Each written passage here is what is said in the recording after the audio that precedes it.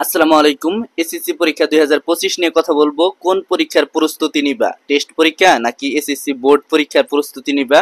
আর কয় ঘন্টা পড়তে হবে, কয় ঘন্টা পড়লে তুমি এ প্লাস করতে পারবা? রুটিন বানাতে হবে অবশ্যই। তোমাকে রুটিন অনুযায়ী পড়াশোনা করতে হবে। রুটিন ছাড়া তোমরা পড়াশোনাটা হবে না। তো প্রথমত আমি কথা বলবো কোন পরীক্ষার প্রস্তুতি নিতে হবে, টেস্ট নাকি বোর্ড পরীক্ষা। যেহেতু বোর্ড পরীক্ষা পরে টেস্ট পরীক্ষাটা আগে, সেহেতু টেস্ট পরীক্ষার প্রস্তুতিটা ভালোভাবে নিতে হবে। আর টেস্ট পরীক্ষার প্রস্তুতি নিলে বোর্ড পরীক্ষার প্রস্তুতিও সম্পূর্ণ হয়ে যাবে। তো তোমাকে যে টেস্ট পরীক্ষার প্রশ্নটা দেওয়া হবে সেটা কিন্তু অনেক হার্ড হবে। এই টেস্ট পরীক্ষা কিন্তু বোর্ড পরীক্ষার চেয়েও হার্ড হয়। তাই টেস্ট পরীক্ষার প্রস্তুতিটা ভালোভাবে নিলে তুমি সবটি সাবজেক্টে পাস করতে পারবা। আর যদি সবটি সাবজেক্টে পাস না করতে পারো তাহলে কিন্তু তোমাকে এসএসসি 2025 সালের পরীক্ষা দিতে দিবে না।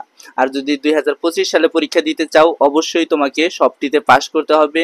আর কয় ঘন্টা পড়তে হবে, দেখো সাধারণত 8 ঘন্টা পড়লেই এনাফ। স্কুল টাইম বাদে তুমি যদি 8 ঘন্টা করে প্রতিদিন পড়ো তাহলে কিন্তু আর পড়তে হবে না। তাই তোমাকে অবশ্যই 8 ঘন্টা পড়তে হবে।